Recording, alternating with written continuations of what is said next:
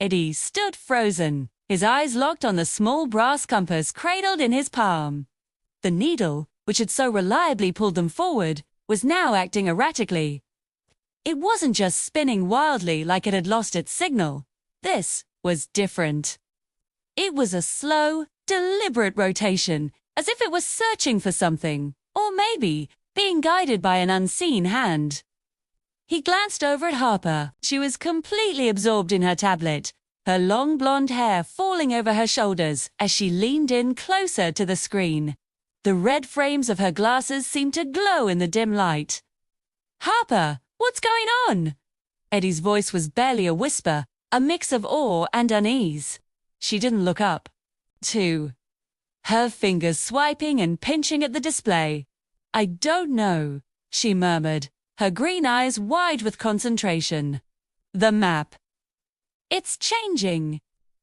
On the screen, new lines were etching themselves into existence, connecting points of interest they had already passed. These weren't roads or hiking trails. These were pathways that defied all logic, weaving a complex web between places that shouldn't be connected.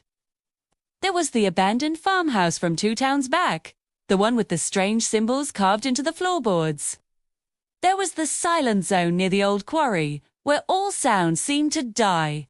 And there was the ghost town, erased from all official records, now appearing as a central hub in this bizarre network. "This isn't a satellite overlay," Harper said, her voice tight. "It's not from any archive I can access. It's building itself, based on our movements." Eddie looked back down at the compass. The slow, rhythmic turning finally made sense. It wasn't reacting to magnetic north or some environmental anomaly anymore. It was tracing the very structure that was appearing on Harper's tablet. The device wasn't a guide. It was a key, unlocking a hidden layer of reality, revealing a system that operated just beneath the surface of their world. He felt a cold knot tighten in his stomach. They weren't just wandering through a series of strange occurrences. They were navigating a pre-existing, intelligent network. "This isn't a map for travelers, is it?" he asked, already knowing the answer. Harper finally looked up, her expression grim. "No," she said quietly. "It's a system schematic. A blueprint. One that shouldn't exist." As she spoke, the lines on the tablet finished drawing their impossible connections. The entire area they had traversed over the past few weeks was now laid out not as a geographic landscape, but as a circuit board. A sprawling, interconnected machine.